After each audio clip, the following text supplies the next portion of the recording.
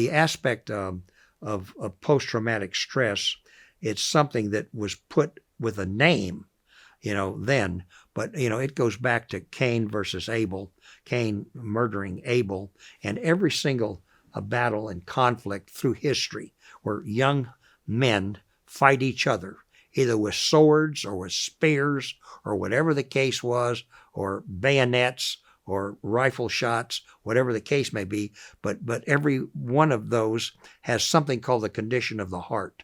Some way or other, unless they're a cold-blooded killer, they share something that's called condition of the heart from the Civil War. That's where they developed it. So for every war, there's been a name. Post-traumatic stress is Vietnam, but they had combat operating stressors. They had battle fatigue. Always different names. It's the same thing. When you go to war or you get wounded, or you're a POW, or other people get killed, and you have your fellow soldiers die next to you in your arms and so forth, you have issues relative to post-traumatic stress. So it's something that just was given a name then. I was always ashamed that in the 8th month of a 15-month stay in Brooke General Hospital, in the 8th month, I went without sleep for 4 days. And I can promise you, anybody, if you're awake for 4 days, you are going to crack. Mentally, you are going to crack. And you're going to have to be put under, and you're going to have to be put to sleep, get caught up on sleep, and get severe antidepressants to slow you down. Because I was just constantly thinking and scared and worried about what I was going to do with my life. How am I going to support my wife? What do I do after leaving the profession that I'd always wanted to be in since I was 8 years old? So all of these things were compounding, and I was just flat scared. So I went without sleep for 4 days. So I went to closed psychiatric ward, and that was a horrendous time for me. I had individual psychotherapy 3 times a week, obviously continued heavy antidepressants and so forth. And I hated it. I mean, I hated the confinement, number one, because I was in the closed psychiatric ward was a separate building at Fort Sam Houston. It was not in the major hospital area, completely separate building where they had total control on us, locked the doors and everything, and we all hated it. But obviously, I personally hated it. There was only, to my knowledge, only I and one other soldier in there had really had been in combat conditions and been wounded, perhaps. I don't know if he was wounded, but I was, of course. The others may have been schizophrenics or something that broke down in basic training or advanced individual training, and just the pressures of that broke them. So they had to be confined till they got pacified or solidified or whatever. So that was a very tough time for me. A lot, my debate coach at West Point, I'd cross paths with him one evening in Saigon. We had dinner together. He heard about what happened to me. My best friend from my prep school, 11th grade at Exeter Academy in New Hampshire, came by to see me. My roommate at West Point came by to see me. One of my best friends from Gonzaga, 9th and 10th grade high school in Washington, D.C., all made a trip in to see me. One of my best friends from my unit came in.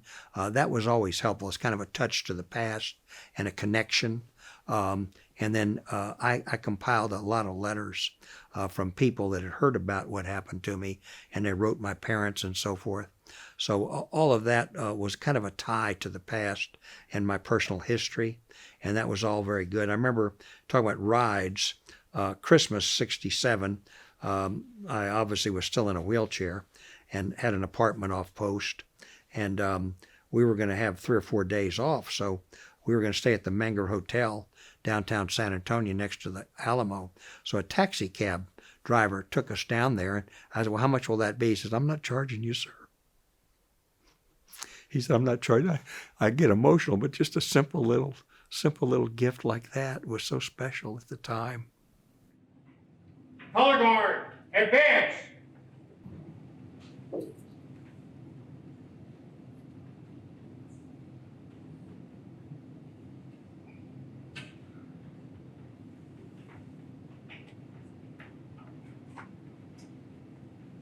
Prepare to post colors. Post.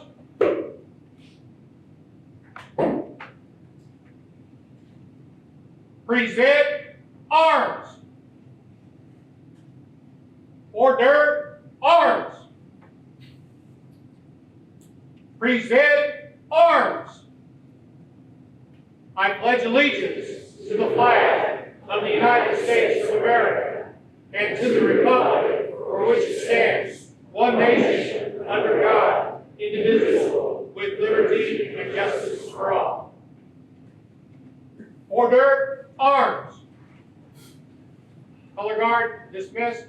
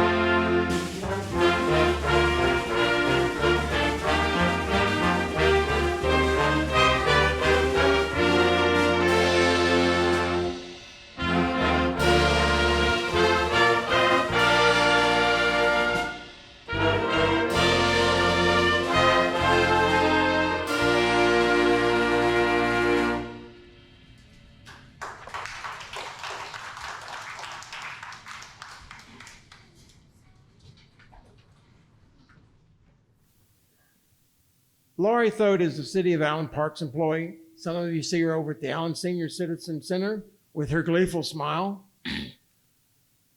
When she was 5 years old, she lost her father in Vietnam. And as a result, we're going to have a few proclamations tonight. First of all, Colin Kimball is my Google for military history. What Google doesn't know, he knows. And above all, he makes portraits for the fallen and the living. And no one has seen this portrait tonight. And also, we're going to be joined by a representative from the Allen Quilters Guild who has made a quilt for this event. No one has seen it before. This event is being sponsored by a number of organizations, one of which is DAR, the Daughters of American Revolution, Bernardo del Galvez chapter. Also, the Allen Heritage Guild has opened up this building for us tonight, for us to use. And then also the Allen Quilters Guild is participating, and of course, the Allen Community Jazz Band. The other people on our stage tonight are, besides Laurie, who's on immediately right of Colin, is Elizabeth, who lost her brother during the Tet Offensive in 1968. Is that correct? And then Captain Clark, and then Colonel Thompson. We're so honored to have all of you tonight. But we're going to first start off with a recording that was especially made by Congressman Keith Self for this event. No one else has seen it. He did it just for you, Laurie. Hi, Laurie. Congressman Keith Self here. I want to first say thank you for being a longtime employee for the City of Allen. As Veterans Day approaches, I want to take a moment to commend your father's public service. Friends and family call him Larry, but I'd like to take a moment to refer to him with his full title, Lieutenant Lawrence Gregory Thode. Your father served our country with unwavering bravery during the Vietnam War, and he was described by one of his fellow soldiers as, quote, a hell of a guy with a personality to match his wit. Your father began his service on August the 2nd, 1969, and rose to the rank of first lieutenant while serving as a platoon leader with Echo 2nd of the 35th Infantry. On April 8, 1970, Company E ambushed an enemy force. As the hostile element fled, First Lieutenant Thode courageously led his men in pursuit, forcing the enemy to halt and take a stand. First Lieutenant remained in the heart of the battle, deploying his men and providing leadership. While assisting in the calling in of artillery and gunship support, he was mortally wounded by an enemy mortar round. First Lieutenant Thode's personal bravery, outstanding leadership, and exemplary devotion to duty are in keeping with the highest traditions of military service and reflect greatly upon himself, his unit, and the United States Army. His awards include a Silver Star for heroism and an Expeditionary Service Medal with 1 campaign star. Laurie, know that your father's legacy survives, both in the heart of those he touched and through you and your service to our community. Lieutenant Thode exemplified the very best of us with his spirit of courage and commitment to service, and I'll be thinking of him and the many honorable American veterans this Veterans Day.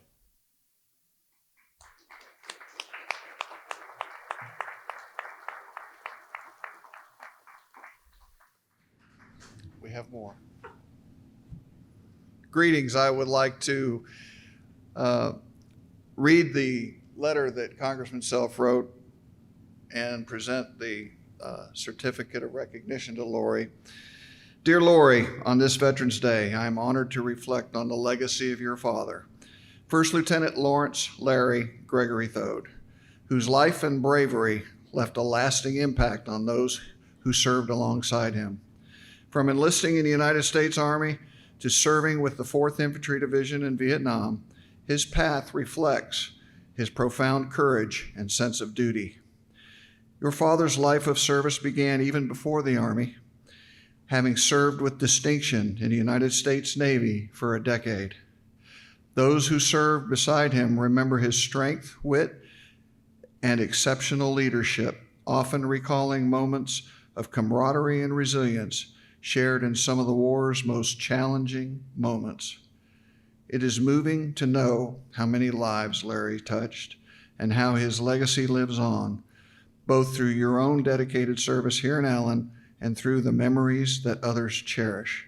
His courage in the face of danger in Vietnam, where he ultimately gave his life, continues to inspire us today. I extend my most profound respect to you and your father, and am grateful for the opportunity to honor his memory on this Veterans Day.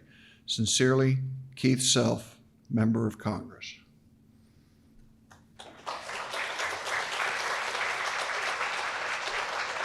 Mayor Pro Tem Trahan is going to read a proclamation from the Allen City Council.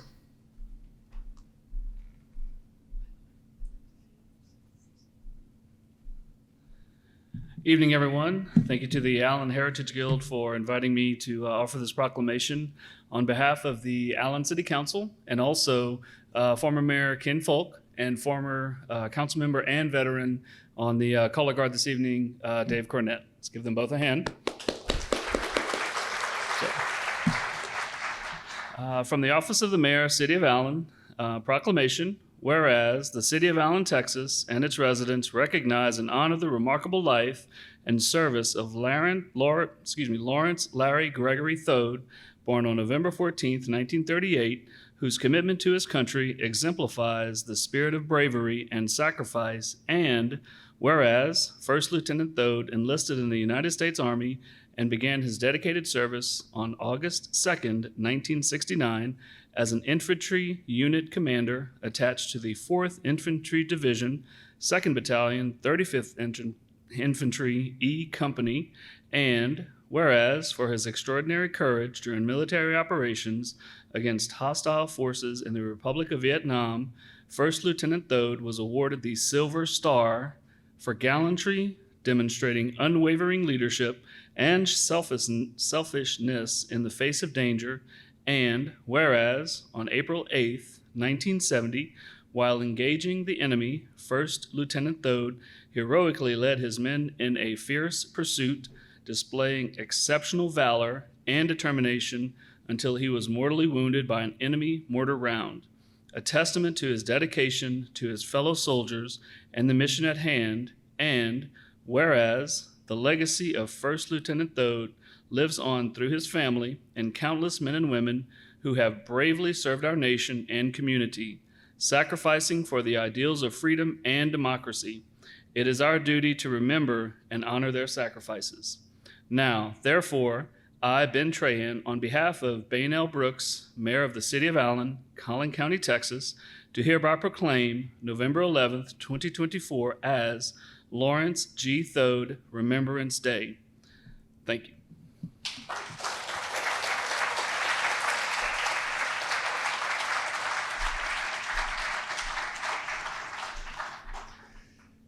And we have one more thing. If I could get Dick and Alan to. Whoa, I want to bring up the 2195 and Mayor Folk, Gene Q, come on up.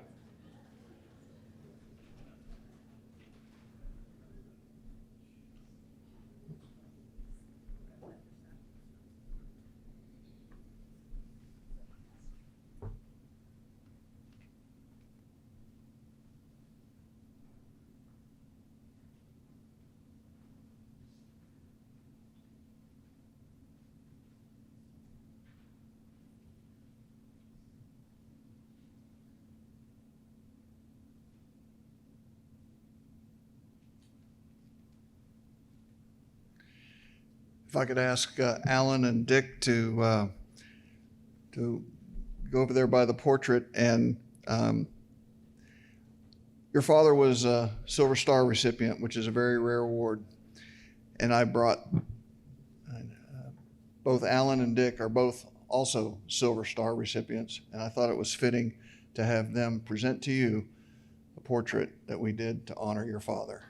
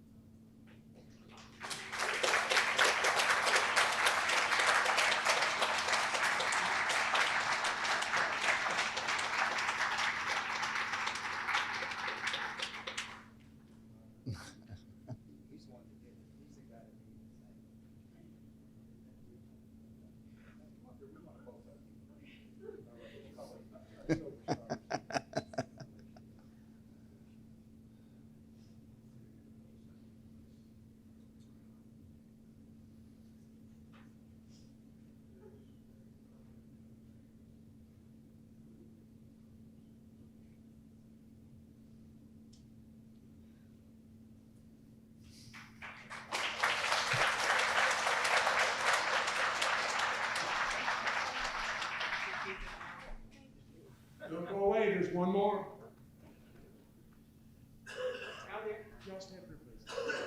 Allen Quilters Guild.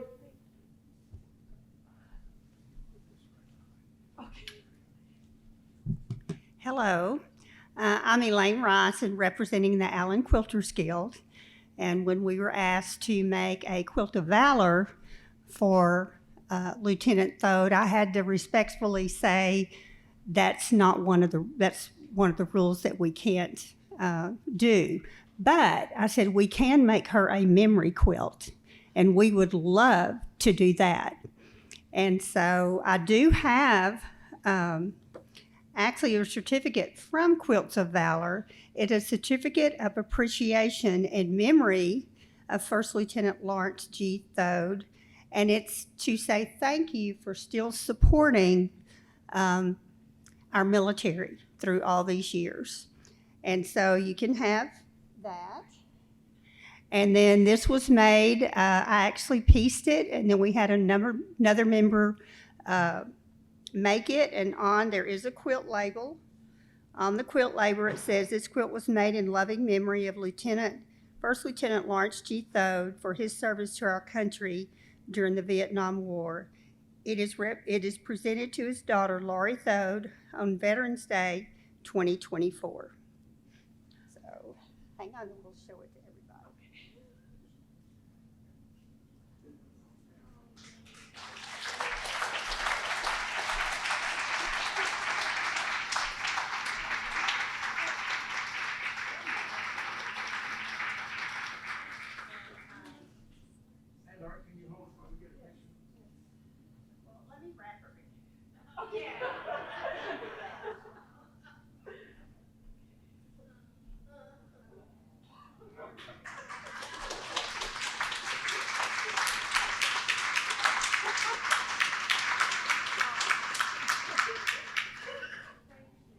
Thank you, everybody. Thank you. I apologize. I'm in shock right now. So, I do want to say one thing. Use the mic.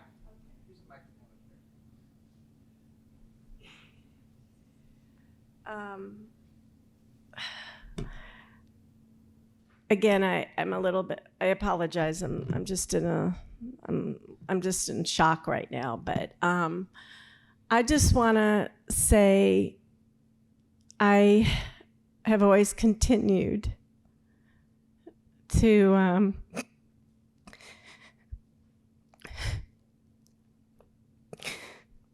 love my father and all you veterans out there.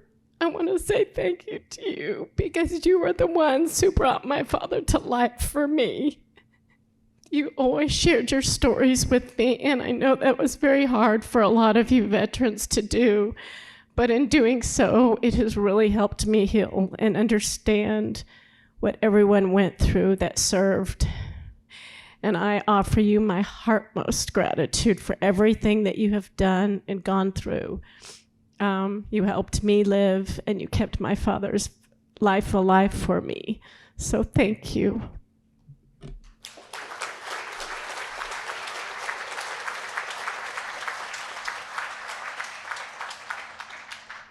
Now, veterans, would you please stand when the song of your branch of the Armed Services is played?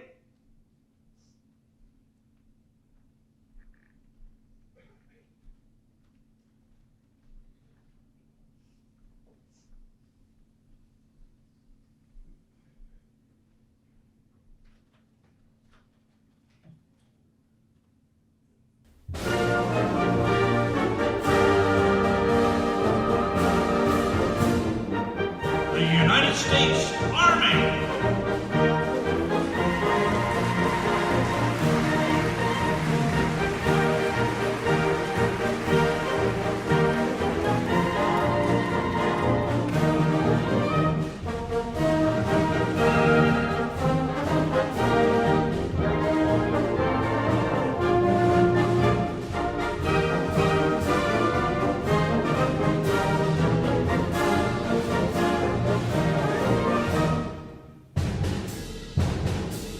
The United States Marines.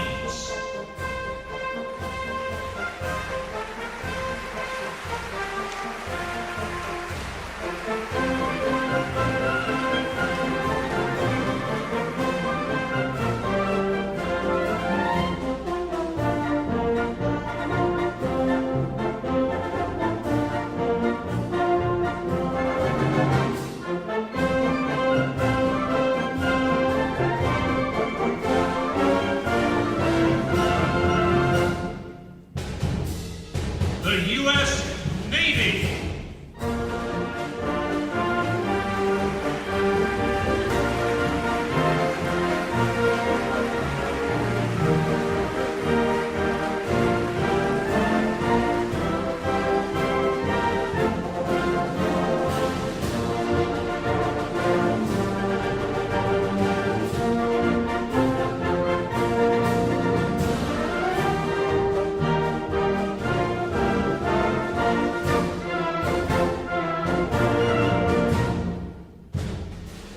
The Air Force.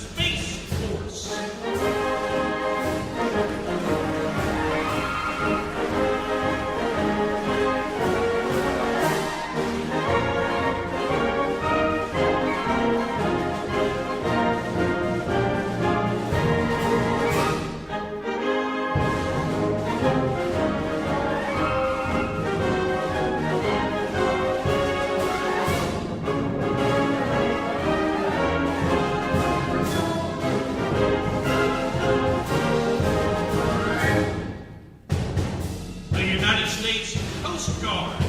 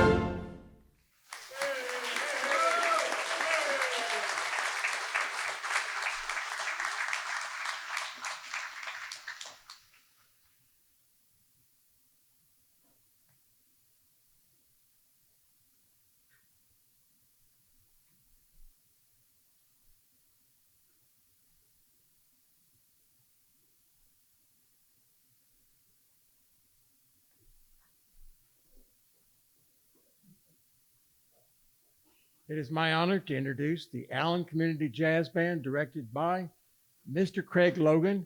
Many of you might remember Craig when he was the band director at the Allen High School.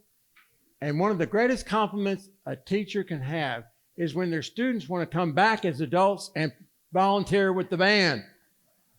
And I wanted to also announce that they're coming back on December the 15th, right here at 3 o'clock. And then also on December 20th, I've never done this before, the North Texas Trombone Choir. So that'll be an interesting experience. And I'm so honored to have you all tonight. Thank you.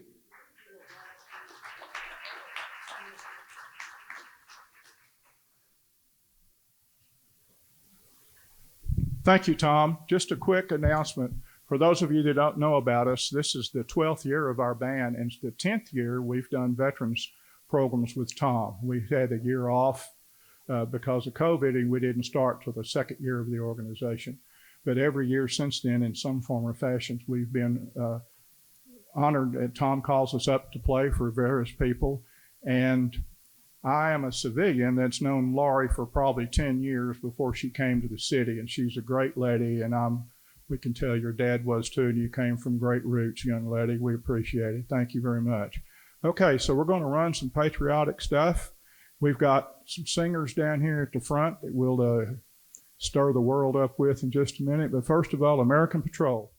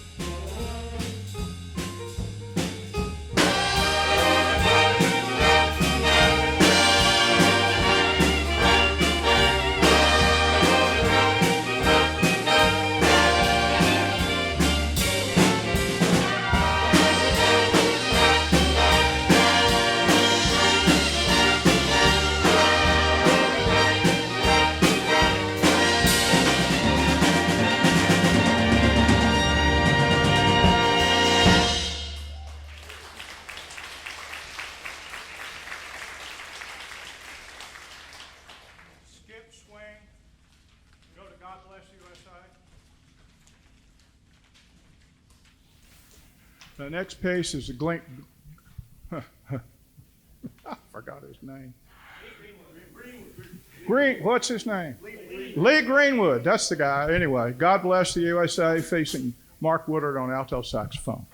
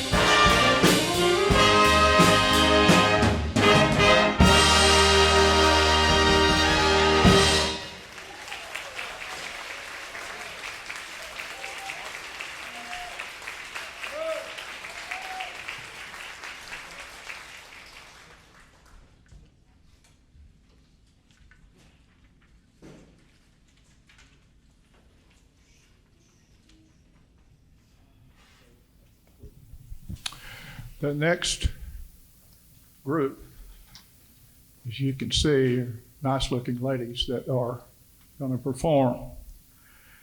They're going to do Boogie Woogie Bugle Boy, one of the greatest tunes ever done, made famous by the Andrews Sisters. And tonight, we present Janine, Shayla, and Diana, otherwise known as the lovely legal ladies of Collin County. Well,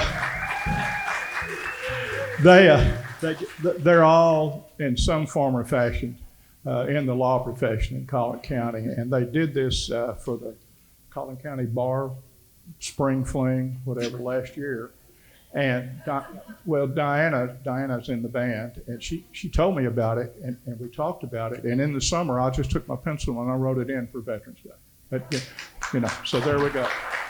So, with little ado, my friend Ray Aiken, the jazz band, and the lovely ladies, legal ladies, that is, of Collin County.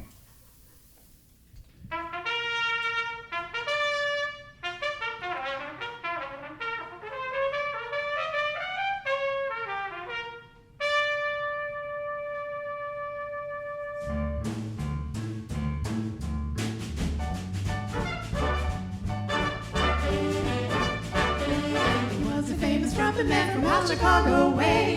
He had a boogie style that no one else could play. He was the top man at his craft. But then his number came up and he was gone with the draft. He's in the army now, a blowing reveille. He's the boogie woogie bugle boy of Company B. They made him blow a bugle for his Uncle Sam. It really brought him down because he couldn't jam. The captain seemed to understand. Because the next day the cap went out and drafted a band. And now the company jumps when he plays reveille. He's the boogie woogie bugle boy of Company B. A toot, a toot, a tooty, a toot, he blows it eight to the bar. In boogie rhythm, he can't blow a note unless the bass and guitar is playing with him. He makes the company jump when he plays reveille. He's the boogie woogie bugle boy of Company B. He was the boogie woogie bugle boy of Company B. And when he played boogie woogie bugle, he was busy as a blues bee. When he played, he makes the company jump eight to the bar. He's the boogie woogie bugle boy of Company B. Toot toot, he blows it eight to the bar. He can't blow a note if the bass and guitar isn't with him. And the company jumps when he plays reveille. He's the boogie woogie bugle boy of Company B.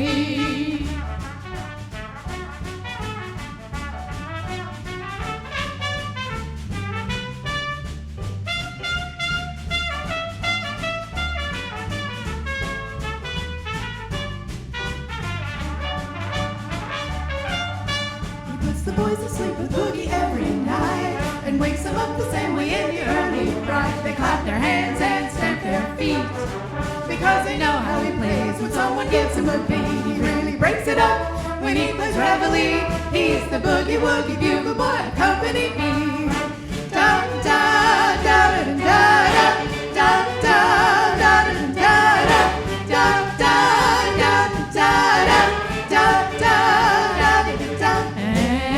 he jumps when he plays reveille. He's the boogie woogie bugle boy of Company B.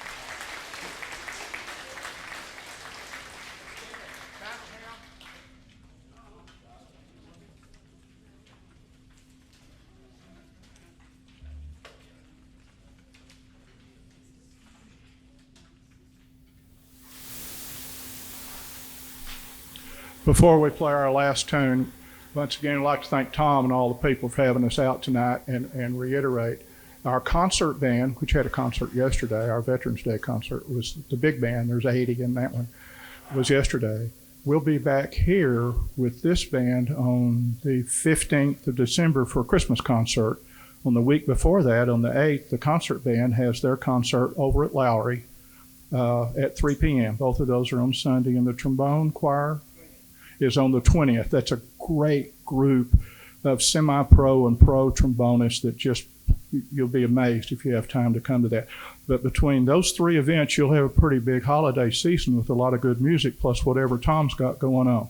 You'll know this last piece, and then y'all can get on with the great speakers that we have tonight.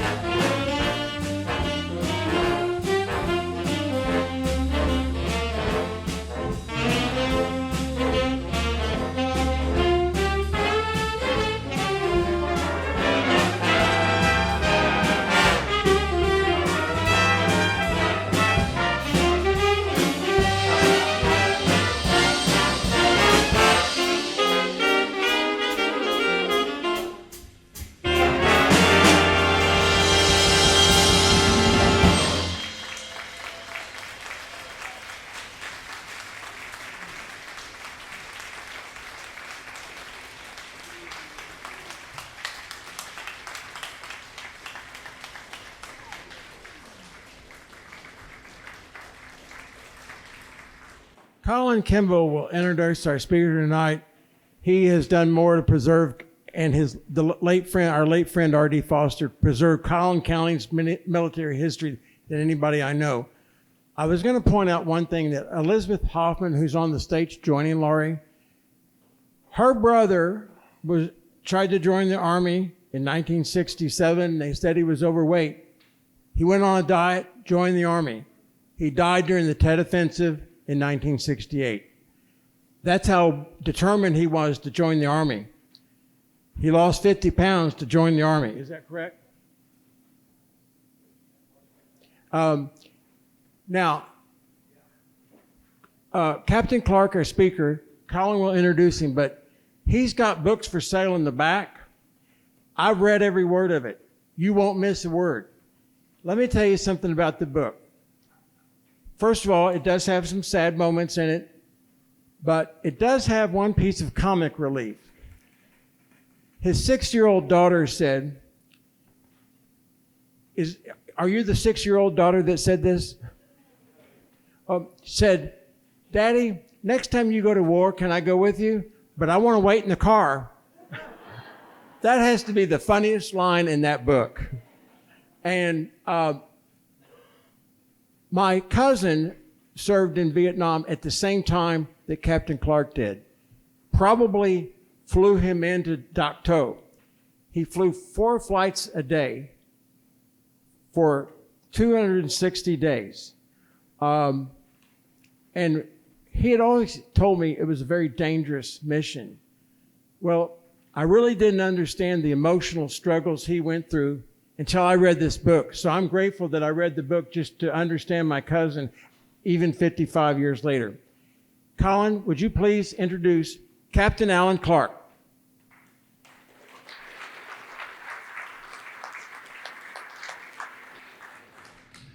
It's been my privilege to get to know Alan Clark for more than a decade now. Alan attended West Point, graduated 64, 63. It's close. He went on to serve in the Army. He became a military intelligence officer, and he had a clandestine role serving with the 5th Special Forces Group. And in June of 1967, he, on his last day in country, was severely wounded that caused the amputation of both of his legs. He struggled mightily with post-traumatic stress when he came home, and found that ultimately that God was his Savior and has led him out of that. And he now, I've had the honor and privilege of bringing him into the Collin County Jail, where he has given his advice to some of the justice-involved veterans. He's the author of 3 books. We'll have a few for sale in the back. He's also appointed by George H.W. Bush as the Assistant Secretary of the Veterans Administration. And so he now has the title of the Honorable Alan Clark. I present.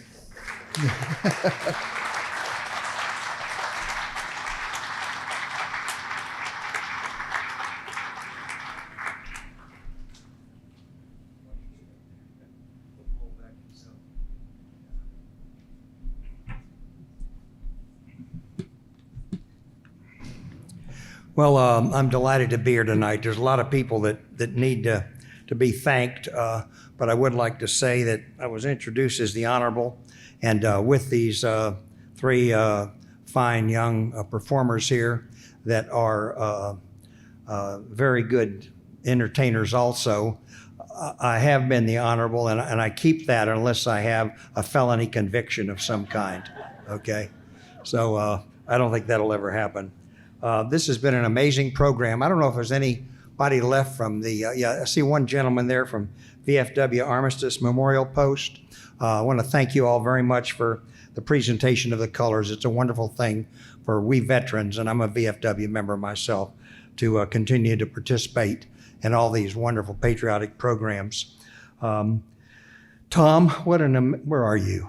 Oh, there you are. Tom, what an amazing sight you've gotten, and this entertainment that you've gotten, and this jazz band. What a great tribute to the Allen community. And I love to come to a town that's named after my first name, Allen. Yeah, it's a lot of fun to come here.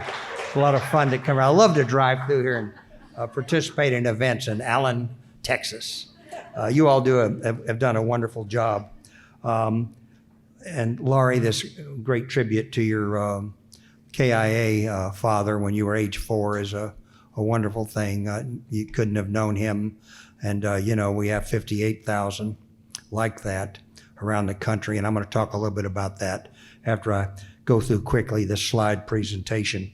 As I listened to this wonderful entertainment from the jazz band, I was looking back at the picture, the picture of the Lord back there on the wall. I'm thinking about all the people that worshiped in these pews through all the decades, or maybe a century and a half, or whatever the case may be. I mean, up there, they're saying, my gosh, the music sure has changed in this church, But y'all are really wonderful. Thank you for contributing your time.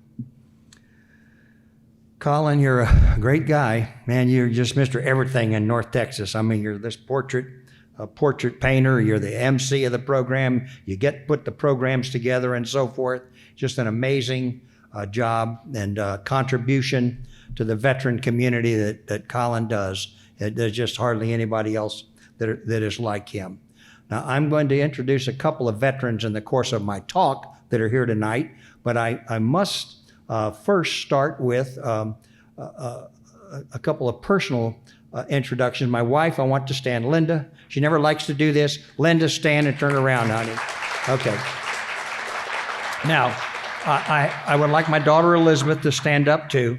Now, Elizabeth, hold it. Yeah, Elizabeth has come all the way from Switzerland, not just for tonight. She's been visiting in the United States for several weeks with her sister up in Maryland and helping her mother down in Austin. But if you noticed, on the right side here, they had medals. Well, Elizabeth wears my medals, and my wife wears the medals of her father, who flew as a C-47 radio operator in Northern Africa and Europe, 100 missions. So he has several air medals, and he's now deceased, of course. But we went to England several years ago, and the British have this amazing, I think, a wonderful tradition that they wear the medals of their ancestors on their right side. I think it's really terrific, and no one else does it except my wife and tonight my daughter. But I think it's a great tradition to start in the United States. It's really wonderful to be with y'all tonight and to have this opportunity. Now, look, I'm a military intelligence officer. I was. So I notice things. Now, if you look at that clock over there, it is not 9:30. Okay? It is 8:30. Somebody messed up, so I want you to know that I'm not going to keep you that late. All right? Let's start here. Is this the beginning slide? It is? Okay, what you have? Okay. Well, anyway, this is my family. On the left is my sister, Betty Chalfant, married to retired Lieutenant Colonel Alan Chalfant, and then me, of course, before I started walking, and then my daughter's mother, Jackie. We had 30 years of marriage. Probably 28 of those were really good. Last couple weren't so good, but I've had 20 years with Linda, so it's been wonderful. And my father, retired Army Lieutenant Colonel, and my mother, Amalia de la Fuente Clark.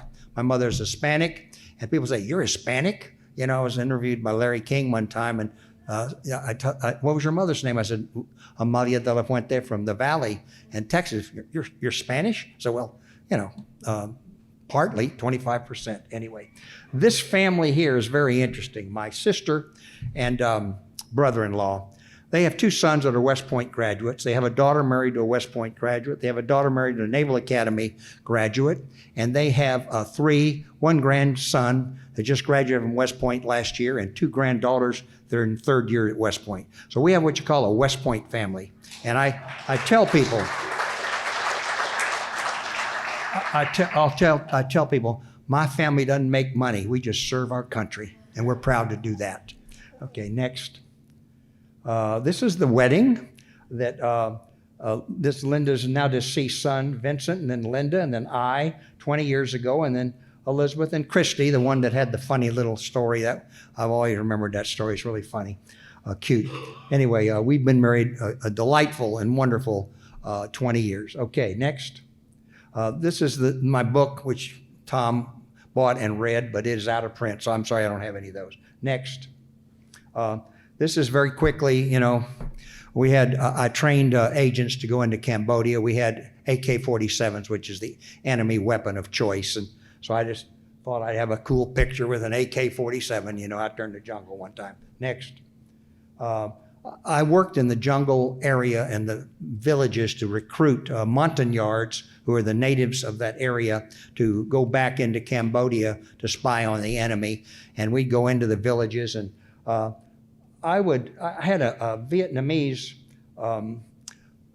interpreter that would speak to this fellow right here. I don't know what's happened to this.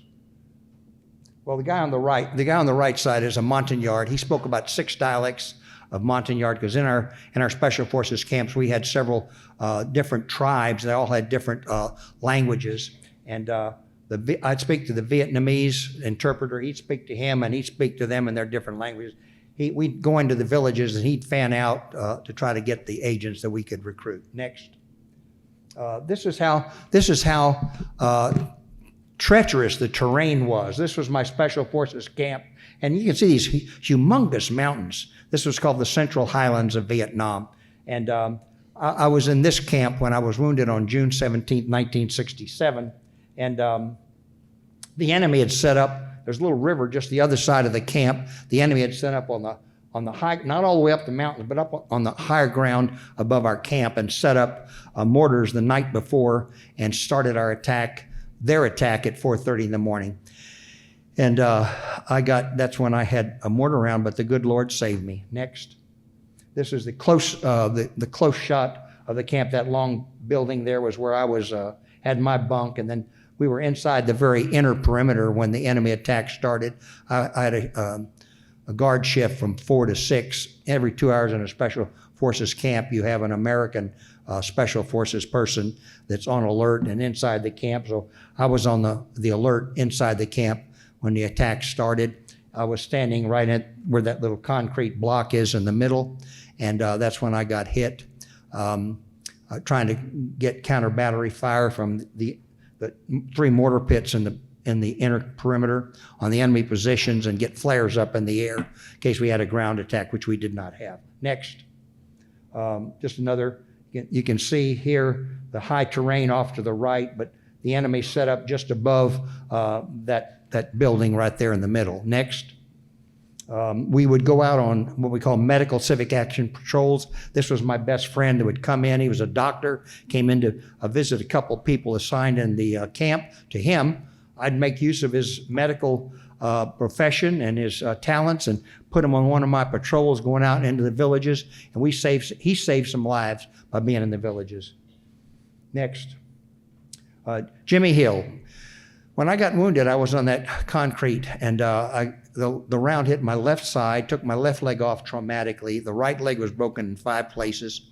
And amazingly enough, I didn't go into any kind of, I didn't get knocked out. I didn't go into coma or anything like that. I was awake.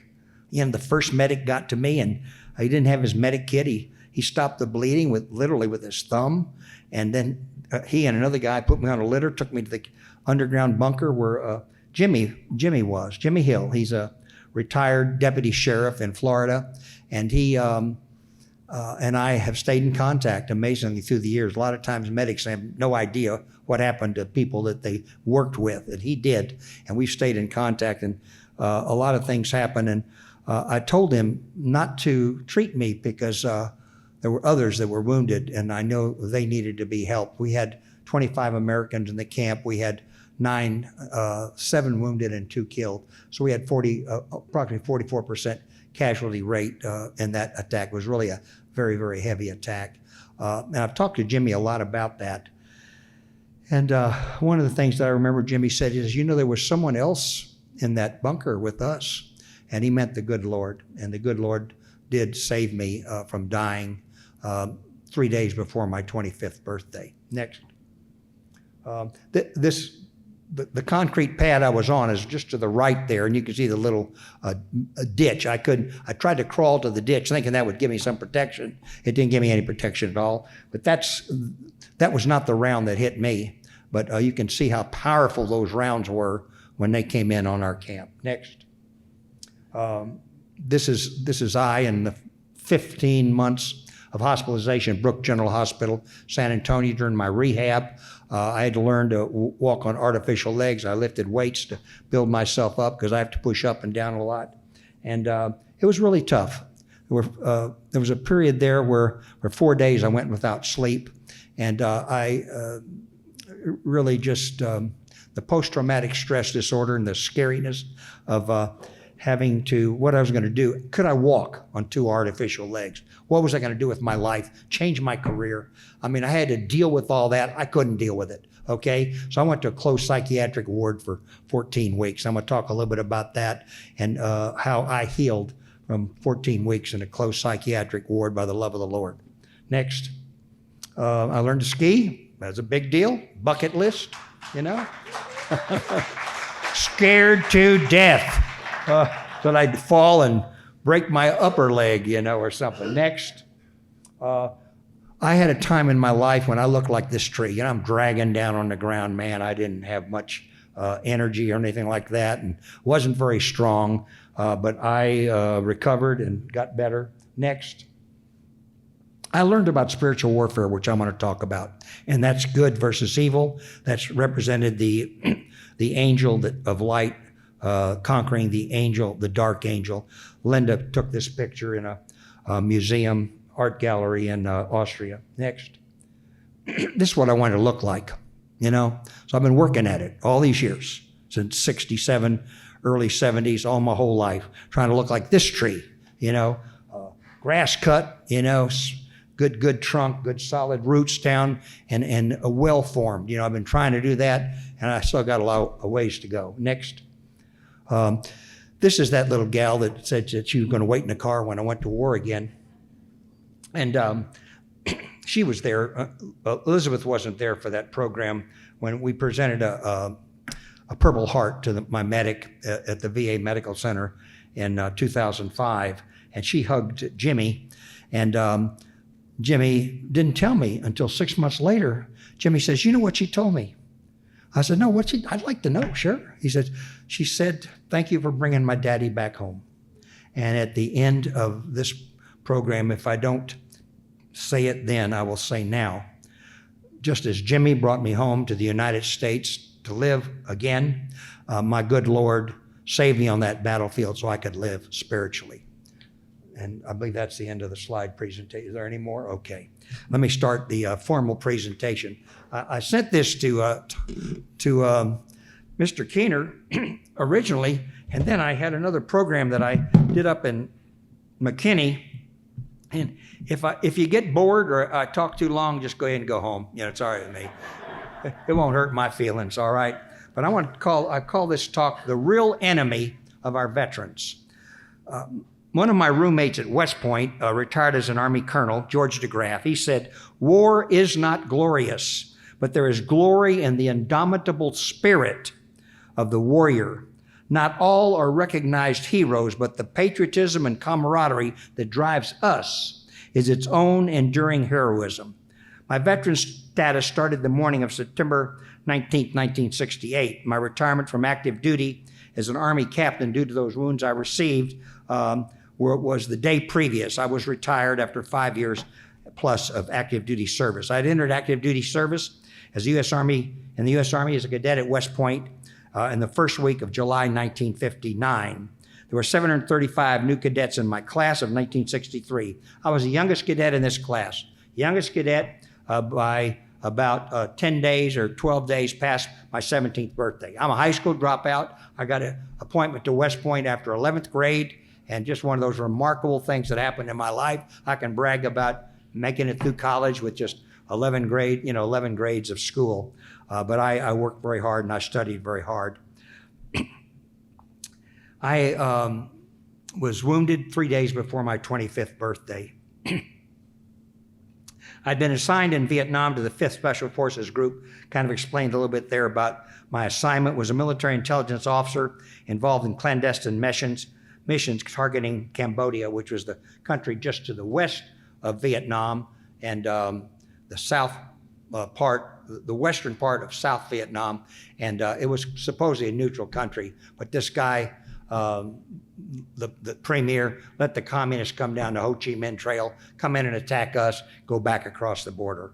So it was, not a, whoever's phone that is, do push-ups, 10 push-ups. Whoever did it, 10 push-ups, whoever. I don't care who you are, 10. One time I told people to turn their cell phones off, and then 5 minutes later my own went off. It's horrible, horrible. That intense mortar barrage caused me severe shrapnel wounds. I probably have about 150 scars in me, and hurt all the time, and I'm 82 now and I'm still walking. I'm amazed, but I do have to use that walker because it was really tough. My rehabilitation included 14 weeks in a closed psychiatric ward for treatment of post-traumatic stress, and I needed to see a psychiatrist and be treated with antidepressants for 5 years till the mid-1970s. Now, I got my faith act together, folks. I don't care what kind of problem you got, especially veterans with post-traumatic stress. Anything you think you can't get through, you can get through it, okay? Because I did. I went to a church, got serious about my faith, started studying the Bible, got in a Bible study, and my life changed, okay? That's the bottom line. And 5 years after that, I was in the first office, I'm not bragging about being the first office outside the governor's office in Austin, Texas, but I was. But I'm telling you that because that's how the Lord healed me, that I was able to be in a high-level position in state government. For many Veterans Days during the decades, it has been my privilege to be the speaker. Typically, I've related a history of how it became a holiday, and I have delivered many words and platitudes of its significance to those in America it honors. It is time in my advanced age of 82 to get serious and to be candid about really the significance of this day in a new manner. It's been my privilege to become a friend to many veterans, and I desire to relate the stories of a few of them today, several deceased, but a couple that are here today that are dear friends of mine. But more importantly, I will discuss who really was our ultimate enemy on the battlefield when we all faced in our various periods of service. World War II Army veteran Lewis Reed wrote his autobiographical story titled No Bugles, No Parades. He was captured in the Philippines after they attacked us. After Pearl Harbor, they came into the Philippines immediately. So in early 1942, our American troops there in the Philippine Army was overthrown and beaten by the Japanese, and he became a prisoner of war, survived the Bataan Death March. So we became very good friends. We went to his church several times and just had a lot of conversations. He wrote a book called No Bugles, No Parades. We saw him quite often. I worked at the Veterans Hospital for 9 years. A friend of mine that had been in my cadet company at West Point called me up and said, Alan, I'm coming to Dallas. I'd like to come see you. So I said, fine. He said, my dad was a POW. Toward the end of the war in late 44 and early 45, the Japanese did not have enough workers for their mines back in country, their homeland. They had them all out on the islands and Philippines and everything. So they began taking our prisoners, from the camps and sent them on unmarked ships to Japan. Many of them were shot down. Many of them were bombed by our Navy and Marine pilots and Army Air Corps pilots because they weren't marked. Well, his father was on an unmarked ship in Manila Harbor. Manila is the capital of the Philippines, and he died on the ship. Anyway, he came and said his father had been a POW. He said, well, I'm going to bring Lewis Reed to see you. So Lewis Reed came and sat down. We started talking, and my friend introduced the name of his father. And Lewis Reed, it was just amazing what happened. He says, you can't believe this, but the only reason I survived my POW experience was your father brought me into the administrative area of the POW camp, and we had a little bit of extra rations. Otherwise, I would have starved to death in the POW camp. After he finished his tour in the POW camp and came back to the United States, his autobiography, memoirs, was called No Bugles, No Parades, because he came into Dallas on a train, and he had to call his cousin to pick him up to get him to his house. So, a lot of other people have had parades and bugles and all that, but that was not the case for Lewis Reed. That's a story from World War II in the Pacific. On a Queen Mary II cruise across the Pacific, across the Atlantic several years ago. Veterans of World War II were on the ship, and Lynn and I, we would go in between meals or have their meals with them. We just had a blast with these fellas. They just told their stories from World War II. They were just amazing. My friend Jack Foy was originally one of 160,000 young Americans in a special college program to receive commissions, but they needed infantry people so badly that they pulled them all into the infantry units and they sent them off to war all over the world, especially Europe. About half of these 160,000 young Americans died on the beaches of Normandy, across France, Holland, the Battle of the Bulge, the Siegfried Line, the Rhine, and across Germany to meet the Russian army. One of the most compelling stories he told me was when there had been fighting near Bastogne in the Battle of the Bulge, and there was a no man's land in the middle, and there were German wounded and American wounded. So somehow or other they said, okay, look, let's have a ceasefire. Let's let our medics go out and get our people. So the Germans went out and their medics got their wounded, brought them back. When our medics went out, the Hun, okay, that's what we called them, they shot at our medics. So what Jack Foy and his unit did, they fixed bayonets. They took care of the enemy. I didn't go into any detail on it, but he said, Alan, we took care of them. So that was the indomitable spirit of the American fighting man. They weren't going to let the Germans get away with that. Now, I know we're all supposed to be allies today. Okay, I understand all that. Okay. Back to World War II just a second. I forgot something. I had a program one time when 3 Iwo Jima veterans were on the program. I was public affairs officer. They did their program, and they started talking about the Japs. And so I had a young public affairs assistant, standing next to me, said, can we call them Japs? Political correctness. I said, let me tell you something, honey. A Marine that fought the Japs at Iwo Jima can call them whatever they want to. Okay? No problem. Jack Foy was honored at Battery Park, New York on November 11th, 2019, 5 years ago, when President Trump delivered the remarks and he was mentioned in the president's speech. My dear friend, Major Richard S. Agnew, recently deceased, survived the Korean War. His unit was overrun by the communists, North Vietnamese, Chinese, whatever the case was, and they wiped out his unit. So he knew he was dead, so he took his grenade, pulled the pin, put it under him, and laid flat down on the ground. The enemy overran the position. He said, if one of them, he told me the story, if one of them was going to turn me over, I was going to die, they were going to die too. They didn't turn him over. Americans showed up, and he received the Distinguished Service Cross. I would like to have a friend of mine out there, Paul Reed, stand. Wake up, Paul. Stand up. No, he's reading it. He was looking at his phone or something, All these young guys, they look at their phone, right? Army 173rd Airborne Brigade paratrooper. Paul Reed was on an operation in 1968 in the vicinity of my Special Forces camp, Dak To. His unit overran a North Vietnamese Army campsite, and Paul picked up a diary and a backpack. They had overrun the North Vietnamese Army position, and they just moved out and left everything. They left their campfires and everything. He returned to Dallas. He left the items with his mother, and he began an 18-year period as a solo truck driver. He admitted to being so antisocial that he did not drive with a backup driver. He returned home and was driven with curiosity to locate the owner of the diary in North Vietnam. He did. He succeeded, and that quest led to 2 trips to Vietnam, financed by Public Broadcasting System, where he connected with the original enemy soldier, Nia, that wrote the diary. Okay? Amazing story. And he's written a book called Quantum Diary, which I got and read and have about 25 years ago. They both returned to that original campsite in what had been South Vietnam, and on that battlefield, Paul and Nia embraced and forgave each other for the soldiers killed on both sides. Reed received a Purple Heart in another action. Thank you, Paul.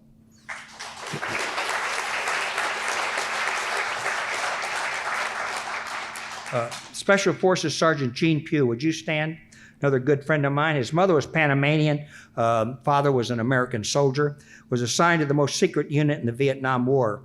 Military Assistance Command Vietnam Studies and Observation Group. The first time it became public was in the 90s, and it's still a lot of their missions were secret. His mission was to be helicoptered into Laos along the infamous Ho Chi Minh Trail just to the west of South Vietnam. He and only one other American included several North Vietnamese defectors on each mission.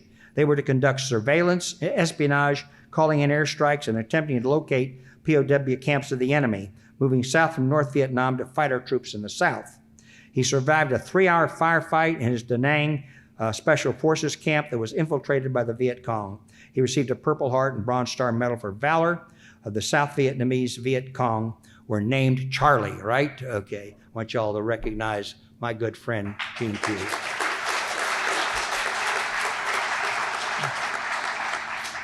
Phyllis is back there, his wife. I can barely see her, but wave your hand, Phyllis. Robert Holmes is a friend of mine. He was commissioned in the Armor Branch after his 1989 graduation from West Point. His father assaulted Fortress Europe and the Normandy landing. His story, along with 4 other armor officers, is written in a book called The Eyes of Orion. He was in that left hook in 1989 where we cut off Saddam Hussein's troops who were trying to retreat after they conquered and invaded Kuwait. There's a PFC, then PFC Brandon Hearn, who I was with this afternoon at the congressional program. He was deployed to Iraq. He lives in Saxe, by the way. Was deployed to Iraq in summer of 2004 as a machine gunner in an infantry unit of the National Guard from Corvallis, Oregon. He did a lot of very valorous things. He does have a Bronze Star Medal for Valor also. One of the most interesting things above and beyond his war story, which is pretty amazing, and I'm asking him to write a book, is that when he came back, you come back and your unit is back from deployment, and you stand at attention, and all of a sudden break ranks, and the families come up and hug and kiss and jump around. You've seen them in the films and YouTube and so forth, but he was by himself. He was single.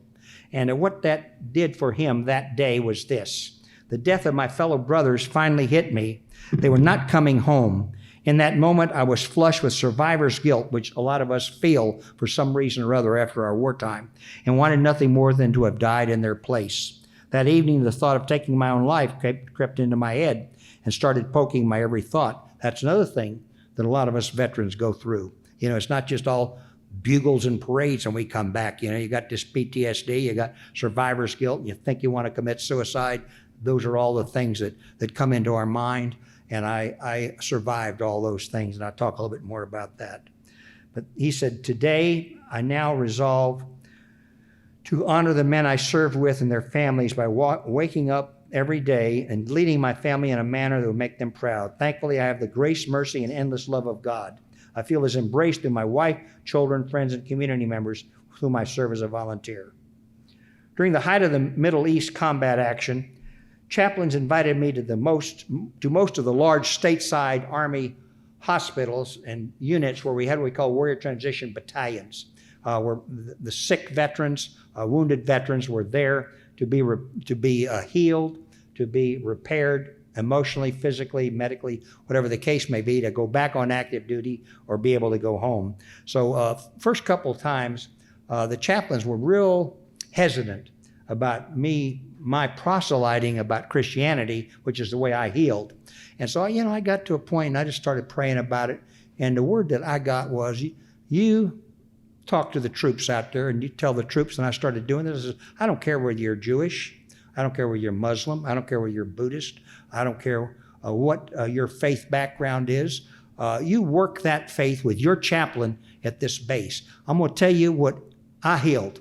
I healed by the Lord Jesus Christ in my life, okay? I'm not, no ifs, ands, or buts about it. The chaplains could not really complain about it. I wasn't proselyting just in my faith walk, I'm telling them, work your faith. I worked my faith, and my faith worked.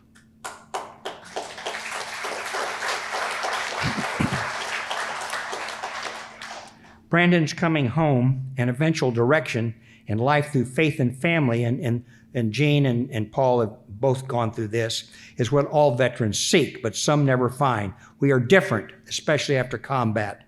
My stories have depicted fellow veterans, all friends who are able to return home to enjoy the land of the free and home of the brave. Behind all the frontline combatants are the larger number of veterans who are worthy of our admiration and respect, and honoring each Veterans Day, which we do today and which all of you participating here have been a part of. Our patriotic, dedicated, and committed military have served since the Revolutionary War to free, protect, and save our country and countless others from the ravages, assaults, killings, invasions, and sometimes barbarous actions of those we have opposed in warfare. The enemy has had many names: Japs, Nazis, Hun, Chinks, Gooks, Dinks, Talibs, Mahdi militia, or just plain terrorists. That's what we have called them. I've never been informed what we were called by them, but I don't care, Let them call us what we want to. We did our job. These were our enemies, the frontline battle warriors we faced in combat. They were common soldiers across the lines of battle, just like most of us.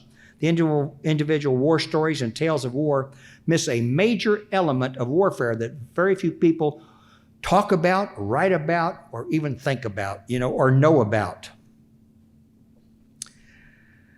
Admittedly, contemporary renditions of warfare are personalized, as my short stories above reflect. Sometimes the geopolitical backgrounds are mentioned, but a deep dive into the deep underlying causes of conflicts and the usual suspects are ignored. Allow me to pull back the curtains of history to discuss spiritual warfare. My past research is written in my third book, Soldier's Blood and Bloodied Money, Wars and the Ruling Elites, which I will have for sale back there. It's $15. My second book is called Valor in Vietnam, and I also have a few of those back there also, if anybody would like to have those at the end of the program. That's my commercial, excuse me. Secular fulfillment of prophecy. The usual suspects are fulfilling the prophecies of Daniel and Revelation right in front of our blinded eyes. My bottom line is that three basic groups' motives exist for those involved in this myriad of operations to cause wars, to move us to an inevitable one-world government and religion. Constant conflict and warfare set up the need to be addressed by the Antichrist, whom we read about when we study the Bible, who arrives on the political scene to promise a cessation of the problems of the world that this character offers to solve to bring peace. Sounds good. It's going to sound good to a lot of people when that does happen. The different groups reflect the strategic explanation of constant warfare from times of recorded history. We have gone to war from time immemorial, and we will constantly. That will call up the young men and women of America to fight these wars. The lambs and the sheep are the ones manipulated by wolves and serpents to suffer through history. The second group are the wolves. They are motivated by achievement of economic power and financial gain at the expense of the innocent sheep and lambs. A third group is under deep cover as serpents, who are behind wars and use the first two groups to oversee a world dominated by Lucifer, God's antagonist since the attempted coup in heaven. Lucifer and his foot soldiers, the one-third of the angels who followed him in the rebellion in heaven, are the demonic spirits driving so much of the evil, carnage, and suffering by humanity, especially for us veterans. Jonathan Cahn, in his latest book, The Dragon's Prophecy, writes of governmental and governing institutions directed by Satan that are persecuting Christians. It is my belief that throughout history, Satan has totally controlled individuals, such as recent examples of Hitler and Stalin, to kill and destroy and cause so much human suffering in the aftermath of warfare by what today are reflected in veterans and their families, who are the sheep and the lambs that suffer after our time in warfare. Cahn writes, the enemy opposes all of God's works, so he opposes each of God's works. He wages war against each. He wills and seeks the breaking of every life, every soul, every relationship, every marriage, every home, every hope and dream, every heart. Many of us veterans have faced every single one of those issues, or many of them, and sometimes we never are able to heal from what we have suffered after our time in the military. And it's not all just time under fire. It's just the military period, things that you go through. Our veterans have been the target of these attacks as we have suffered through earthly warfare. I believe, okay, and I'm 82, so I'm going to let it all hang out, I got nothing to hide. I know a couple people left. I guess when I start talking about religion, they don't want to hear it. That's okay. They don't want to hear it. It's fine with me, but I had to do it. I don't know how much longer time I'm going to have. I can't just have this nice, touchy-feely Veterans Day, glory and flags and bugles and bands and everything. So I decided that I needed to do it today.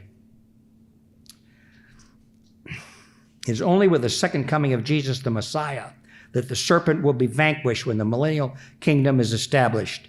Only then will the lambs be protected from the wolves and serpents. My healing, sustenance, and survival has only come for me in my faith walk through accepting Jesus the Christ as my Savior in my Christian faith.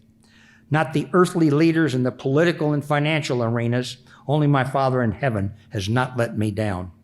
Unless through divine and miraculous intervention by our Lord God, the future will be fulfilled as prophesied in Revelation. Bottom line, truth, truth.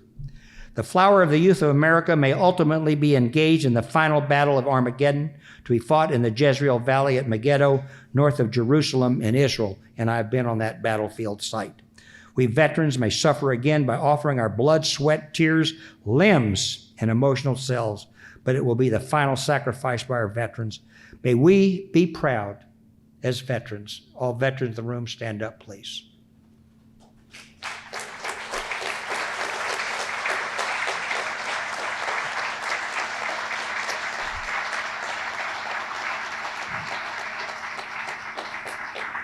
May we be proud to have been qualified.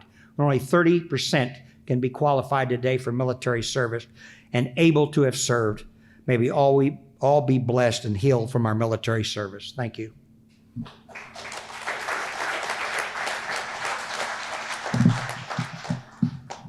It's only 5 after 10, not bad, okay. Thank you all very much. It's been a great pleasure to have been here.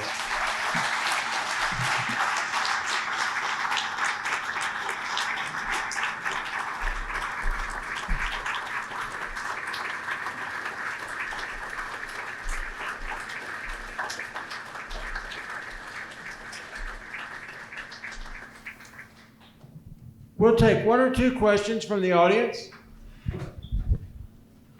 Any questions for either Colonel, the Colonel or the Captain?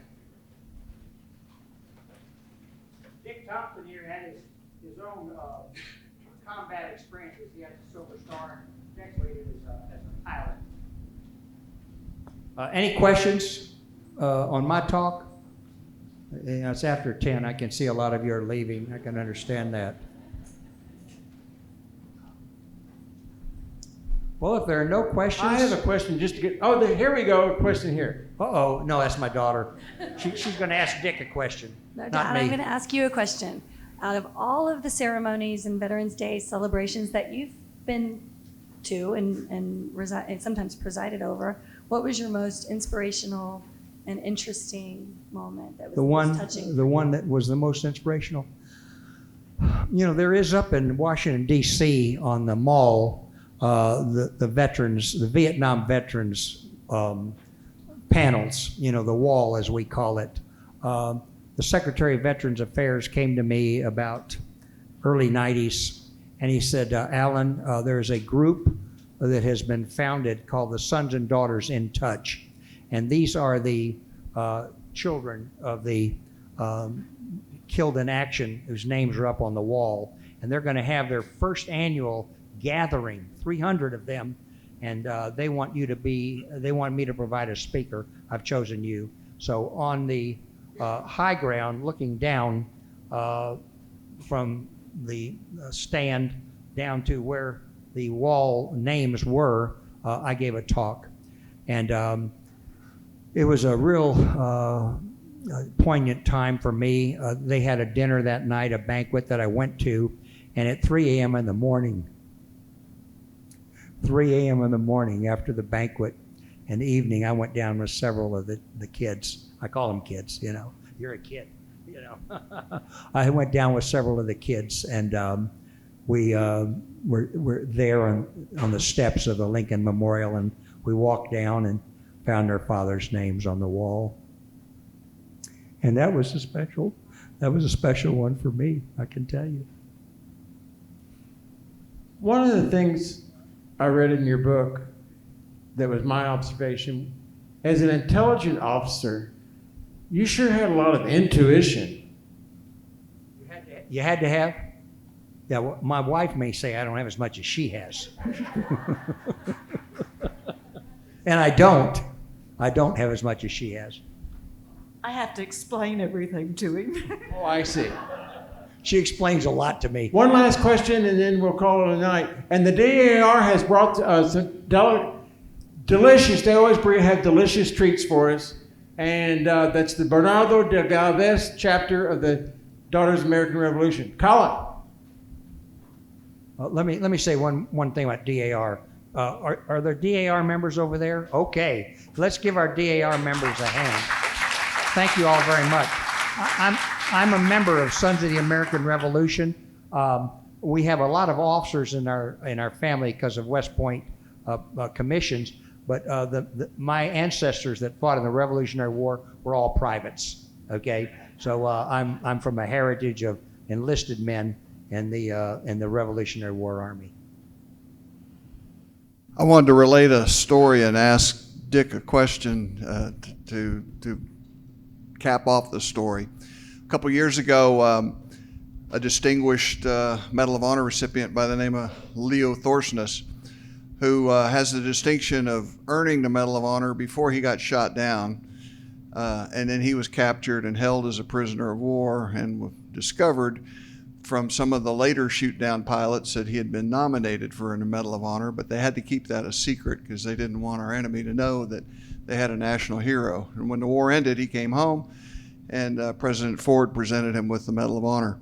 Anyway, Dick knew Leo real well, and we came to an event where we presented a Medal of Honor for display at this Military Heritage Collection Museum over in Nevada. If you haven't been there, I would highly encourage you.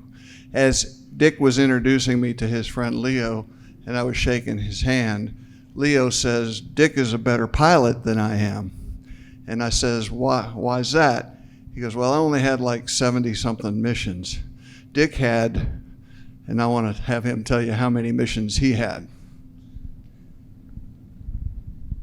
A lot.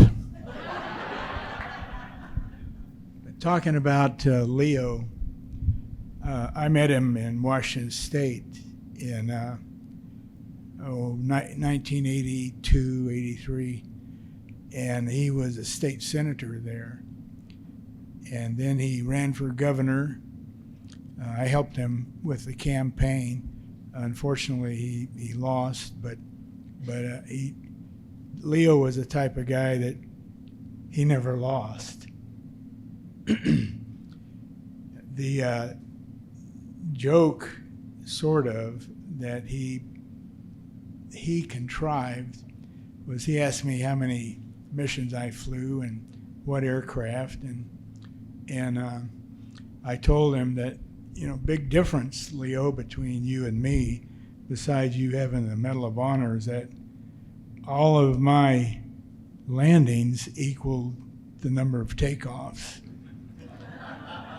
And of course, he guffawed at that and said, "Oh, so you think you're a better pilot?" And I said, "No, I was more careful, and I didn't fly the dangerous missions that he flew almost every day over Hanoi, and probably one of the most fired after aircraft, F-105, what was called the Thud."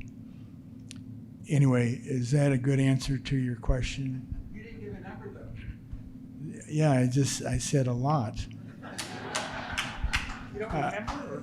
No, I remember most of them. I don't know the exact number. I had well over 500 combat missions. Mm-hmm. Allen Community Jazz Band, Daughters of the American Revolution, Allen Heritage Guild, Allen Quilters Guild. Thank you so much.